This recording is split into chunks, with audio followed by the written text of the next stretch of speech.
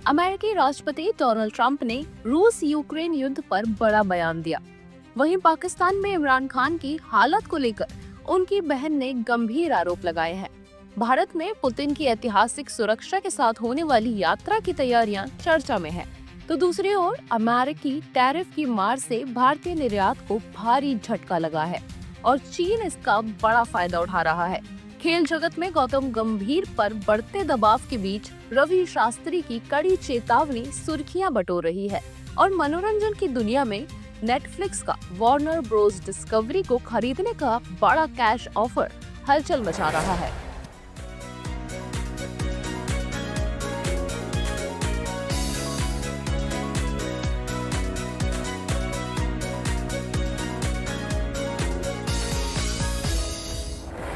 अमेरिकी राष्ट्रपति Donald Trump ने रूस यूक्रेन युद्ध पर गंभीर टिप्पणी करते हुए कहा कि ये संघर्ष बेहद जटिल है और इसका समाधान आसान नहीं होगा। वॉशिंगटन में कैबिनेट बैठक से पहले मीडिया से बातचीत में उन्होंने दावा किया कि वे अब तक 8 युद्ध रोक चुके हैं और वर्तमान युद्ध उनका 9वां हो सकता है। ट्रंप ने बताया कि उनकी टीम रूस में वार्ता कर रही है, लेकिन हालात काफी गड़बड़ हैं। उधर यूक्रेन के राष्ट्रपति व्लादिमीर ज़ेलेंस्की ने आयरलैंड यात्रा के दौरान कहा कि हालिया तेज बातचीत और अमेरिका की रुचि ने शांति की थोड़ी सी उम्मीद जगाई है।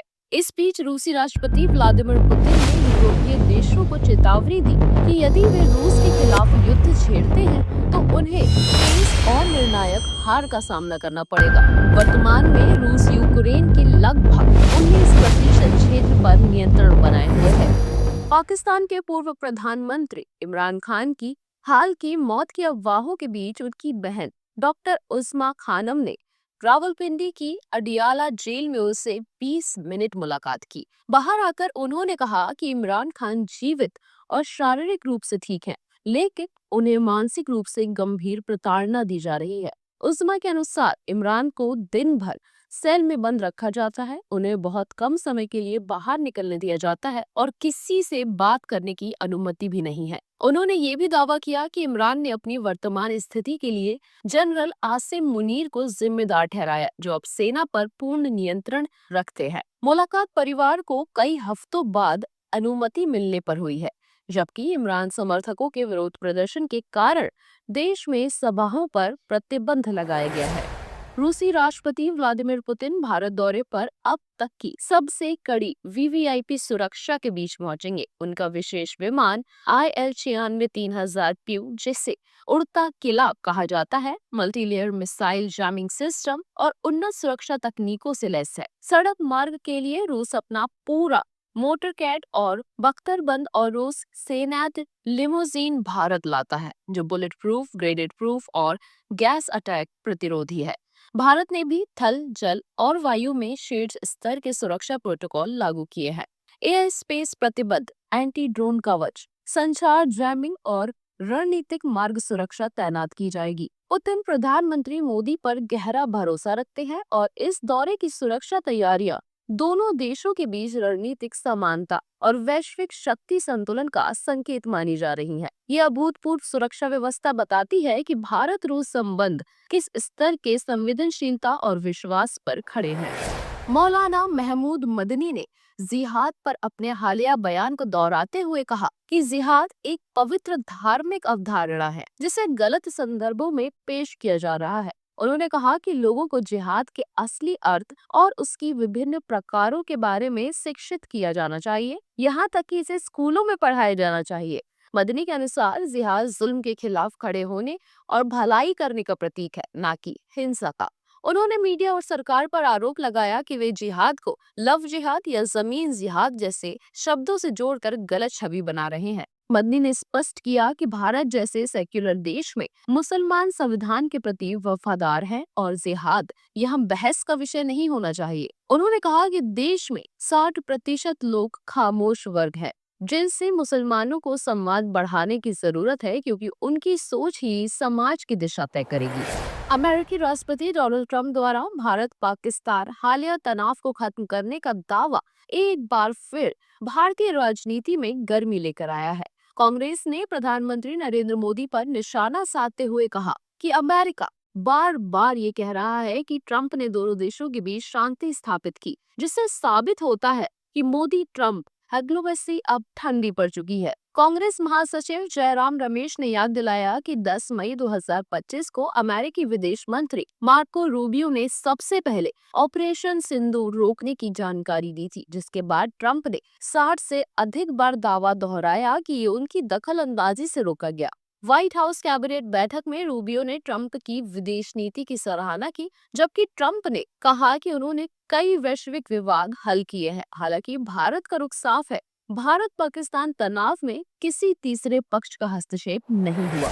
अमेरिकी टैरिफ का असर भारतीय निर्यात पर गहराई से दिख रहा है, जबकि चीन इस स्थिति का भरपूर लाभ उठाकर कई बाजारों में अपना दबदबा बढ़ा रहा है। अक्टूबर 2025 में भारत की शीर्ष 10 निर्यात श्रेणियों में कुल 12.6% गिरावट दर्ज की गई। इंजीनियरिंग वस्तुओं का निर्यात 16.7% घटा, पेट्रोलियम उत्पाद 10.5% और फार्मा 5.2% कम हो गए।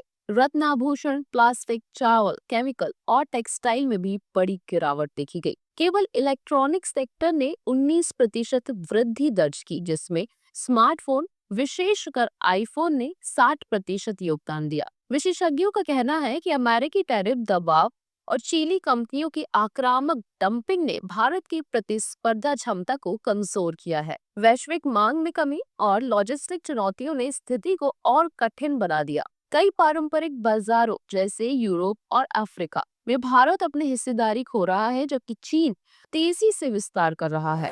कैरिबियन सागर में वेनेजुएला के कथित ड्रग तस्करों की नौकाओं पर अमेरिकी हमलों के बाद तनाव तेजी से बढ़ गया। इस कार्रवाई में 80 से अधिक लोगों की मौत के बाद ट्रंप प्रशासन सवालों के घेरे में है। कैबिनेट बैठक के बाद राष्ट्रपति डोनाल्ड ट्रंप ने स्पष्ट चेतावनी दी कि समुद्री हमलों के बाद अब वेनेजुएला के भीतर जमीनी कार्रवाई भी शुरू की जा सकती है कि एजेंसियों को ड्रग तस्करों के ठिकाने पता है। उन्होंने रक्षा मंत्री पीट हेगसेथ का बचाव किया, जिन पर दूसरे हमले की जानकारी न होने को लेकर सवाल उठे थे।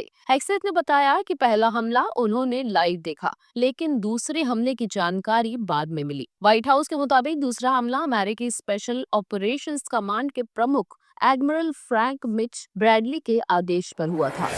फिनलैंड की कंपनी HMD बच्चों के लिए खास HMD एक्सप्लोरा फोन लॉन्च करने जा रही है। इसके लिए उसने नॉर्वे की स्मार्ट वॉच निर्माता कंपनी एक्सप्लोरा से साझेदारी की है। ये फोन किड फ्रेंडली डिजाइन के साथ आएगा और इसमें कॉलिंग और मैसेजिंग जैसे बेसिक फीचर्स मिलेंगे। फोन का लुक हाल ही में आए टच 4G जैसा होगा। Compact touch screen, front home button, front rear camera, SIM slot, power volume button और 3.5 mm हेडफोन जैक के साथ एक एक्स्ट्रा टॉप बटन भी मिलेगा। लीक स्पेसिफिकेशन के अनुसार इसमें 3.2 inch QVGA display, Unisoc T127 chipset, 64 MB RAM, 128 MB storage और 2000 mAh बैटरी, USB-C चार्जिंग हो सकती है। साथ ही ब्लूटूथ, GPS, वाईफाई और FM रेडियो जैसे फीचर्स भी अनुमानित है। सुरक्षा के लिए इसमें पेरेंटल कंट्रोल, कॉन्टेक्ट मैनेजमेंट और लोकेशन ट्रैकिंग का विकल्प दिया जाएगा। कंपनी ने डिवाइस को वेबसाइट पर लिस्ट किया है, हालांकि कीमत अभी सामने नहीं आई है।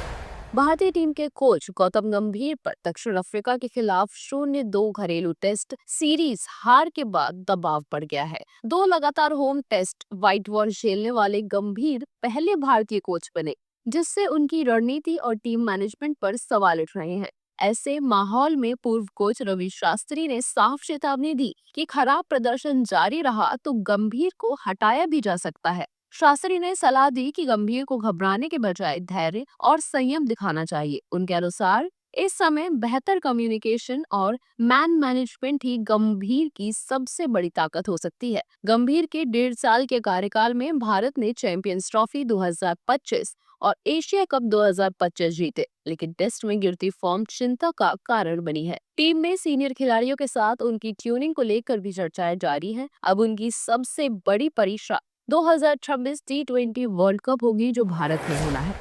स्ट्रीमिंग दिग्गज नेटफ्लिक्स ने वार्नर ब्रोस डिस्कवरी को खरीदने के लिए ज्यादातर नकद वाला ऑफर दिया है। रिपोर्ट्स के अनुसार नेटफ्लिक्स ने पैरामाउंट, स्काईडांस और NBC यूनिवर्सल की मालिक कॉमकास्ट के साथ नीलामी के दूसरे दौर में हिस्सा लिया। ये बातचीत अमेरिका में थैंक्सगिविंग छुट्टियों के दौरान चली। HBO, CNN और वार्नर ब्रोस स्टूडियो की पेरेंट कंपनी ने अक्टूबर में खुद को बिक्री के लिए पेश किया था। जब उसे कई अनचाहे ऑफर मिले थे, इससे पहले कंपनी दो हिस्सों में बंटने की तैयारी कर रही थी, एक स्ट्रीमिंग और स्टूडियो पर केंद्रित और दूसरा पारंपरिक केबल नेटवर्क पर। नेटफ्लिक्स इस संभावित अधिग्रहण को वित्त देने के लिए अरबों डॉलर के ब्रिज लोन पर काम कर रहा है। अगर डील होती है तो नेटफ्लिक्स को HBO और वार्नर ब्रोस जैसे प्रीमियम स्टूडियो मिल जाएंगे, लेकिन सौदा अमेरिका और अन्य बाजारों में कड़ी एंटी ट्रस्ट जांच का सामना कर सकता है। चलिए जानते हैं आज की खास और रोचक जानकारी। क्या आपको पता है कि जापान में लोग सिग्नेचर नहीं करते? वहाँ किसी का भी कोई साइन नहीं है, क्योंकि वहाँ ज्यादातर काम हांको या इनका नाम की पर्सनल स्टैम्प सील से होते हैं। जैसे कि बैंकिंग, सरकारी कागजात, घर किराए पर लेने जैसे कई कामों में यही सील आपकी पहचान मानी जाती है। डिजिटल सिग्नेचर बढ़ रहे हैं, लेकिन जापान की ये अनोखी परंपरा आज भी काफी लोकप्रिय है। ऐसे ही और भी तमाम खबरों को जानने के लिए सब्सक्राइब करें, बेल आइकन को प्रेस करें और विजिट करें हमारी website. Travel India's secret sites with Ramayana Club, expert guides, comfortable rides, and unforgettable pilgrimages await. Visit our website.